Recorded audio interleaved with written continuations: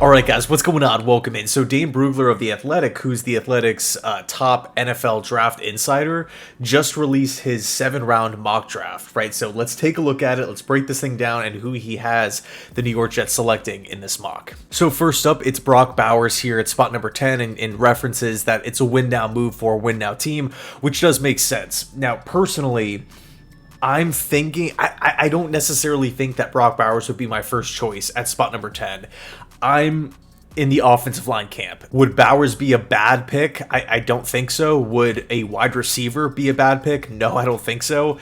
I just feel like the Jets are in a fantastic position, right? We can go in a myriad of different directions and still be a much better football team on the other side of the draft, right? I think that's really, really important, and that's one of the biggest things that I feel like is missing in a lot of these, New York Jets debates, right, amongst who the Jets should draft and whatnot. I think at the end of the day, no matter who the Jets pick, we are going to be getting a humongous upgrade, whether that's at wideout, whether that's at tight end, whether that's at offensive line. But in the defense of Brock Bowers, right, if you're a fan that really, really wants Bowers on this football team, as a prospect, I mean, he's literally ranked as like the top guy in years, in so many years. People love Brock Bowers. They think he's going to translate to the next level really, really well. There are some doubters out there for sure, but you look at what he did in the SEC. It was remarkable. Him as a playmaking target. You can talk about the athleticism, the hands, his clutch gene, if you will.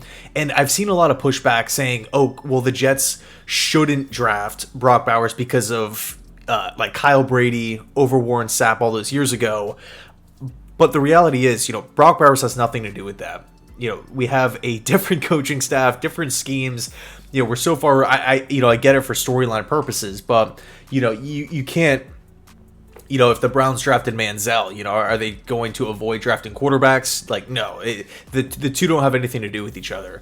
Now, I do feel like there is merit to maybe referencing the top tight end or like the highly regarded, highly ranked tight ends by the draft insiders coming out, and then for the most part in like the top 10, top 15, not really putting out that much production, especially early on. I know Kyle Pitts is like the big one that everyone references, the former 4th overall pick, but we can talk about OJ Howard, we can talk about Eric Ebron.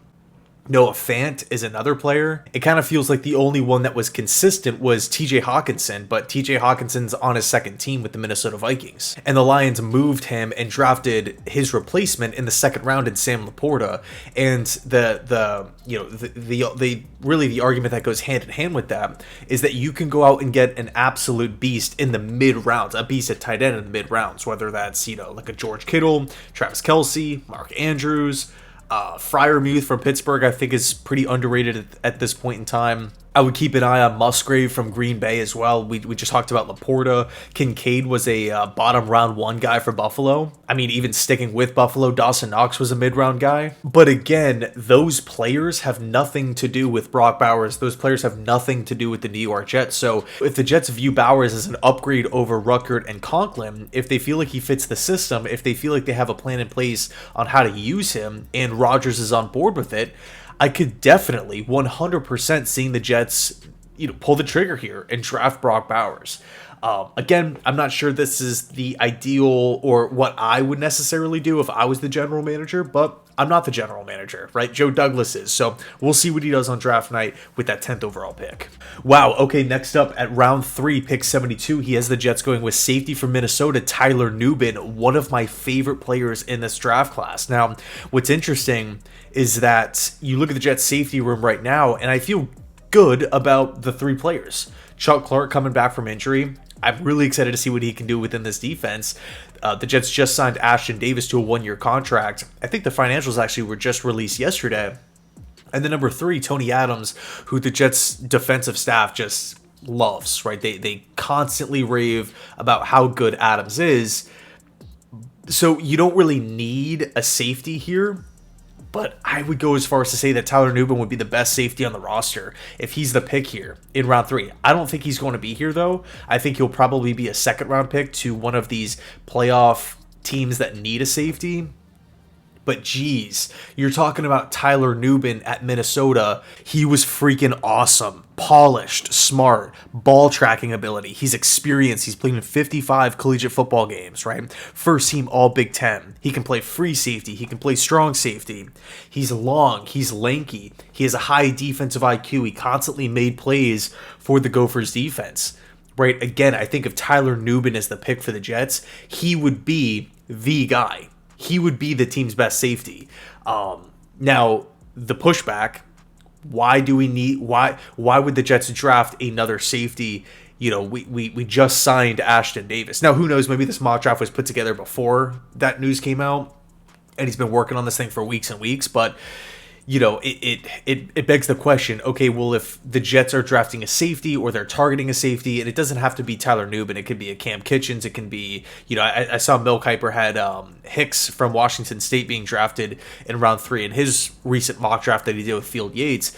If safety's the target here, why bring Ashton Davis back, you know, and roll out 4 safeties? And keep in mind, Bernard Converse from LSU was a late round draft pick last year who was hurt, so he didn't really have an opportunity to show a lot on the field. You know, so all of a sudden you're looking at 5 safeties, 4 of them being relatively young. So I don't know, that it's a lot of players at one position here. But I think in the case of Tyler Nuban, and this is kind of just my own philosophy here, whenever you're looking at a position in the draft and saying, okay, this player is jumping up to number 1 in the depth chart immediately, I don't think you can just completely turn away at that. But if I was Joe Douglas here, as much as I love Tyler Nuban, I just feel like the depth at safety with Clark, Ashton, and Adams, we could probably just opt for another direction, you know, specifically offensive line. If we're not going offensive line in round 1, we better be going offensive line in round 3, because we still need depth. Now, it's one thing if the Jets signed Donovan Smith or Bakhtiari and they had another piece on the offensive line, specifically a tackle, whether it's before the draft here in the next week and a half or like immediately after, okay, that's a different story. But at this point in time, you know, again, if we're drafting the BPA, going the BPA approach with Bowers in round 1, we don't have a round 2, we're not making any trades, and then our 3rd round pick is, you know, not an offensive lineman, we are going to be running really, really thin there. Okay, next up, round 4, pick 111, Malik Washington, wide receiver from Virginia. Now, this to me is an interesting pick because Malik Washington kind of screams Pittsburgh Steeler in my opinion. Definitely on the shorter end, 5'8", 190, 195. He's built, right? This dude is like built like a tank. 23 years old, has seen his fair share of football. He's had a lot of production last year, and this is the slot target, right? This is, you know, this is one of those moves that I feel like will challenge Xavier Gipson on the inside, right? And I think if the pick here with Malik Washington comes true in round 4, Tyler Boyd is completely off the table. You know, I think that's just the reality, right? Malik Washington does have some he's fun to watch. He's super quick. And with the football in his hands, like it kind of makes you just wonder, man, what can you do at the next level with a smart offensive coach, somebody who can really utilize a skill set, you know, end arounds, reverses, stuff like that as well. I think Washington can really hurt defenses if utilized in the right way. But if you don't have a plan for him, if you're just taking him because you think he's good now and you think he's, you know, everything is just going to, you know, automatically happen at the next level, I think that would be a bit of a mistake. So again, you're targeting slot receiver, you're adding to a weak room, you're giving Rodgers another weapon here, although I do feel like Gipson would probably have the leg up. I mean, according to the Jets, if Gipson can beat out Mecole Hardman, Gipson should be able to beat out Malik Washington here as well. So he'd probably be the go-to backup option along with being a good special teamer. Okay, so with our second pick here in round 4, he's going with Gabe Hall, defensive tackle from Baylor. Definitely a more athletic pass rushing defensive tackle as opposed to like the big run stuffer. In fact, he actually kind of reminds me of Logan Hall a little bit, coming out a couple years ago, who ended up being a first round pick by the Buccaneers. Definitely a potential pick, 6'6", 290 pounds. You know, you can talk about Ulbrich and Saleh's resume for maximizing talents on the defensive line. And I don't 100% feel like the D-line is complete. I feel like we just need one more piece as a depth option. But we signed Kinlaw. Obviously, Q is anchoring the inside. JFM could bounce inside. Solomon Thomas was brought back. Lecky Fotu from Arizona, I think that's going to be the focal point as far as stopping the run. So, again, just that one more piece. I think Perion Winfrey could be brought back. I think that would be pretty interesting. But in this case here, Gabe Hall, more so a pass rushing defensive tackle, didn't have a ton of production back at college, more so a potential pick. Wow, okay, so we got a quarterback here. So no 5th round pick, obviously, but in round 6, pick 185, he has the Jets going with Devon Ly, quarterback from Kentucky. Now Ly, former NC State transfer, to me, always threw such a pretty ball, right? Such a tight spiral, always had this like beautiful arc on it with deep shots. He does have, I would say, above average arm strength, can definitely throw ropes. I think in the intermediate parts of the field, that's where Devon Ly really excels, just throwing just rockets, just missiles over the middle of the field. He could hurt teams outside the pocket. I feel like Devon Ly under center, working off of, play action, rolling out on bootlegs, he can do some damage for sure. I think Devon Ly also, looking at the experience, looking at his leadership abilities, 2-time captain at NC State, and then of course at Kentucky, or not 2-time captain, but I guess 2-time captain at 2 different schools would be the right wording here. He would be coming in more so as a polished quarterback compared to some of the other guys, and would be a fun preseason watch.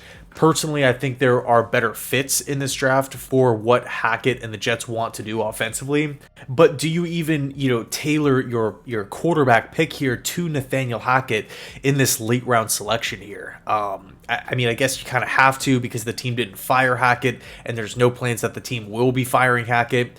That could change, right? Obviously, if the season doesn't go well, but I don't want to go down that rabbit hole. Not at all. So, Devon Ly, I think on the surface is... He provides likable tools, right? Again, the mobility, hurting teams outside the pocket, the arm strength. I think this one's interesting.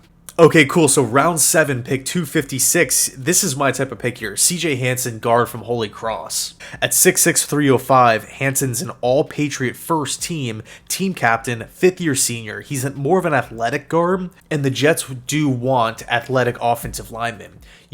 Crazy production at Holy Cross, but he was actually a Rutgers transfer. When I look at the offensive line, yes, the focus is on tackle depth, but as far as the inside goes, Wes Schweitzer's there. I believe that Connor McGovern will be brought back at some point in time, relatively sooner rather than later, in my opinion, which would be a sweet pickup. But just to be safe here, you're talking around 7, go get a guy with a ton of college production, right? With also good athleticism matched with size. Now, the downside with Hansen is the strength. Can he consistently, bully defensive tackles? Can he consistently go out there week to week to week to week and, have the strength to play a full season? That's the big question. So I think, in the defense of Hansen and in the defense of this pick, he wouldn't be drafted to be a starter, obviously, right? He would at least have a year on the bench, a year or 2, right? I would lean towards 2 to 3 years on the bench, right? So that's 2 to 3 years to practice, to, of course, learn the system and everything like that. But it's also 2 to 3 years that he's working in an NFL strength program, right? 2 to 3 years with no pressure on you to build size.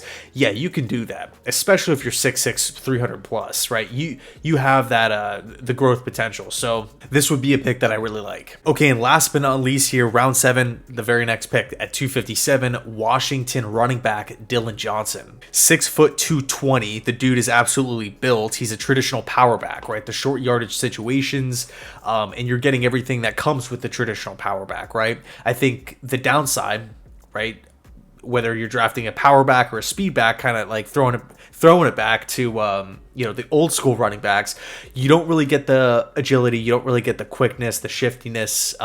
In some cases, you don't get the speed. And there's a reason why Johnson is being drafted here or mocked in round 7. I think maybe top end, right? The best case scenario here for Johnson, you're looking at like a Zaire White for the Raiders, who is expected to take a bigger role, but kind of a similar running back in the sense that they were more so the power option, the Thunder compared to the Lightning at the collegiate level. Now, the Jets do need a power back. The Jets do need somebody to come in and take pressure off of Breece Hall and Izzy. I think I would opt for a veteran running back. My preference would be Zeke Elliott. I know he'd be coming in as like the big name and whatnot, but Zeke Elliott, I think, provides a different skill set to Breece Hall. And I also think his pass protection in shotgun is really, really good. So again, with the focus to try to keep Aaron Rodgers upright, Zeke Elliott checks the 3 boxes, in my opinion, where you're adding talent to the running back room, you're adding depth to the running back room. Along with that, you're giving Rodgers protection, along with providing a different skill set, answering the call to being the power back that this Jets football team needs. I think Zeke had a pretty underrated season last year for New England. I know last year was just a complete mess for the Patriots offense, but Zeke Elliott, to me, looked pretty solid. I thought he was getting a lot of opportunities. So anyway, thanks so much for watching. Let me know your thoughts down below, and as always, go Jets.